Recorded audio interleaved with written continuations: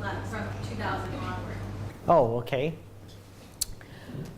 The good news here is that we joined the WTO, so we open more doors for all kind of business, and we welcome international investor. There are provinces that we have a certain destination area to build the industrial zone, and they're working quite well in Vietnam with the young population. And what we need is before you invest anything, so you need to prepare for the training budget for the people here to work in an international environment. So the major change is that we open more doors to welcome more investors. There are certain areas, like I said before, like infrastructure, telecommunication. Now we have an international investor for that. So there's a market for people to play the fair games here. Yeah, that's a major change. Thank you. Okay, any question? Yeah. Hello, my name is Anna. I'm also a second-year MBA at Mason Business at William & Mary. My question is, since you have opened more doors for international investors, what's the sentiment that the Vietnamese have towards internationals who would like to start a company here? Or do you welcome them, or is it better to partner with someone who is Vietnamese to start a new company here? That's a good question. I like that. Well, we welcome the international investor, whether through the firm of joint venture or you can be 100% owned as a foreigner on business in Vietnam, which is fine. And we are playing the fair games. There's no, what you call prejudice or what? Prejudice between the players in the games. We welcome on. If Japan offer fantastic technology, we welcome Japan. If German offer fantastic management thing, we welcome Germany. Or if US offer fantastic sales and marketing in the international market, you produce, like we have a Nike, we have a lot of US companies in Vietnam. They are doing quite well here. And there's no prejudice between the investor. Hi, I'm Angela. I'm a first year at William & Mary. This builds on Anna's question a little. I was wondering when, hopefully in the future, we'll have the opportunity to work with people that are international, particularly from Vietnam. And I was wondering if there is it preferred that we can speak the language, or is it preferred that we do business in English? And what assumptions should we make when we're starting to do business together? Okay, that's great. Young people, young Vietnamese people, we speak English. But you will have a more advantage if you can speak local language, which is Vietnamese. And I have many American friends who speak perfect Vietnamese. And they're welcome everywhere. I mean, just give you the social contact more easier, and people find very interesting when speak with the foreigner in their local language. So Vietnamese language is easy to learn. I teach Vietnamese when I was in university. So stay in contact with me if you want to learn Vietnamese, okay? Find me on Facebook, okay? And so one day Mr. Hùng will invite you to come to his restaurant, Buchan Day, okay? Oh, okay. Right? Well, for all the country in the world, if you can speak the local language, that's a plus, that's an advantage. It's the same. But we can still use English to work in the international environment. Okay, thank you. Hi, my name is Chun, and I'm from second year MBA as well. Since you talk about Nike and stuff, we saw a lot of products made from China and also like offer the clothes. We saw like quite amount of them made of Vietnam. So I just want you to compare between like labor costs in Vietnam and in China, the quality or what aspect you see different or? Well, I think for the international brand like Nike, it doesn't matter whether the product is made in China or in Vietnam or in Cambodia. the quality standard is the same because they have a total quality management system to do it. The competitive advantage between China and Vietnam is the workforce. Maybe China has more people. Maybe they offer a lower cost in terms of labor. But whether the shoes are made in Vietnam or in China, once it is branded Nike, it is Nike. So they have a very strict system to control this. So I cannot compare. I don't see any differences. I got a chance to work with Nike as a customer, as a partner, because they have many expatriates to stay in Vietnam, and I take care of the hotel business of Marriott International in Vietnam. So I understand they have a really good system to control the quality of the product.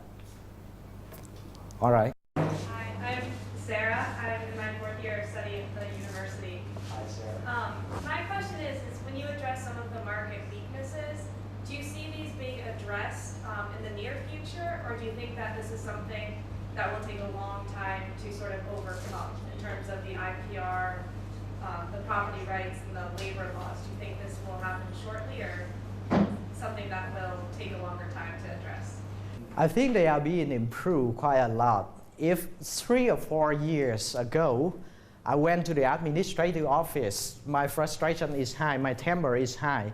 Now the service is good. The service, they may offer you some tea and cookies at the table already. So I'm quite positive on this. They are working on this because they are aware of the importance of international investment into the country. So it's just because they need more training. It's not the intention to offer such a lousy system, but it's because they lack of skills. That's it. So it's quite positive right now. My name is Hannah. I'm also a 4th year student at William & Mary. My question is about, do local Vietnamese companies find support from the government when they're looking to attract that foreign investment to bring in technology? Whether it's through infrastructure support or things like that, what options do local Vietnamese companies have from the government? Oh, okay, that's a good question, but quite difficult. If you do the joint venture, it's easy for the local partner to find the right place to set up the business. For the country competitiveness, my personal view, we don't fight with the international market in terms of high-tech technology. Our strength is agriculture. We have a rice, we have a fruit, we have everything there. So if you invest in agriculture in Vietnam, you build a brand for this. It's easier. We cannot compete with India or China in terms of IT outsourcing, on this stuff. So for the infrastructure, for the IT, for the past 4 or 5 years, we spent a lot of money to welcome the investor, to build the area, but it seemed to me that it didn't work. We grow many good fruit that can export it to foreign country, but we have to use the foreign brand to put on the product. This is really the pity things for us. So we need the investor who is experienced on the brand to build the agriculture brand and export it. Because only this land, this kind of water, this kind of weather can grow this kind of fruit. So why not build a brand for that? So, thank you. Hi, my name is Taylor. I'm a 4th year student at the university. You mentioned that one of the, key industries is agriculture. As foreign direct investment continues to increase, what other industries do you see growing other than agriculture?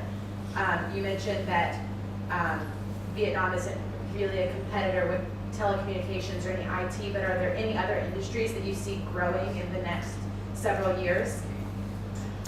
Well, I see the manufacturing. You have a factory in other country in Southeast Asia, let's say China, Indonesia, Malaysia. We have lands to build factory. And you can do something, to make the product here, to put the brand and export it. For the construction, BOT, what is it stand for? BOT stand? Build, operate, transfer, right? So this is the area where you can invest because we need more roads, more ports, more airport. And if you can invest on this, that's still the area. It's different from the well-developed country. So that's the area where you can generate more future profit. Thank you. Hi, my name is Robert, and I'm a fourth year of William & Mary. I was interested in your case with restaurant business. As a marketing student, you said that you made a mistake with finding the right target market with the restaurant. How has market research changed since then? Do you think there's more information available? And what resources are out there that you use when consulting and that some of the businesses nowadays are using? That's a good question. Thank you. For the market in Vietnam, you do the restaurant business, it's important that to target to the correct market segmentation. You need to target to really high profile of customer, or you have to do a very low profile of customer. Don't stay in the medium. What we did is we're not really up there, we're not really down there, we stay in the medium. So the operation cost every month is high. There are few restaurants, they are fine dining, and they have a good business in Vietnam. The mistake we make, we did not have a time or effort or money to correct it. That's unfortunate because that's on my saving and some of friends. We don't have an investor. But it's a good lesson. But from now on, it's improved. Once you do it in Vietnam and target to the high or the really low, the middle is quite challenging, especially for Ho Chi Minh City and Hanoi capital, because the rent is quite high, $4,000-$5,000 a month. And for restaurant business, you can do only the lunch and the dinner, and the coverage is just 40 to 50 seats. You don't have enough money to cover for the cost. So target to really high or open in a really low area, target to the people who don't want to pay much for their meal. Then you can be successful. Yeah. I just have a follow-up to that. You brought up an interesting point. In the restaurant business, there's the high and then the low. Just in Ho Chi Minh City, we've seen that there's a lot of businesses now at the very high end. You talked about Rolls Royce and Porsche, but obviously not everyone can afford that. Do you see in other industries other than the restaurant business with other merchandise, do you see that high, low, and emerging middle ground, or what do you see in terms of future trends? Well, to my view, the potential one is a supply chain in Vietnam because there are more manufacturing area there, so they need a supply chain. I think it's a potential business here in Vietnam. And you see successful restaurant in the city, there's a history for that. Normally, the owner of that restaurant is also the owner of the land or the space. So when they do business, they are quite okay, stable business.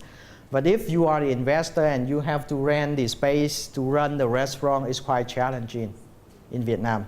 So there's a history right after we opened the door. So there's certain landowner that they were quite quick on this. So they catch up the opportunity, open the restaurant for 10 to 15 years, and now it's remained stable. Okay?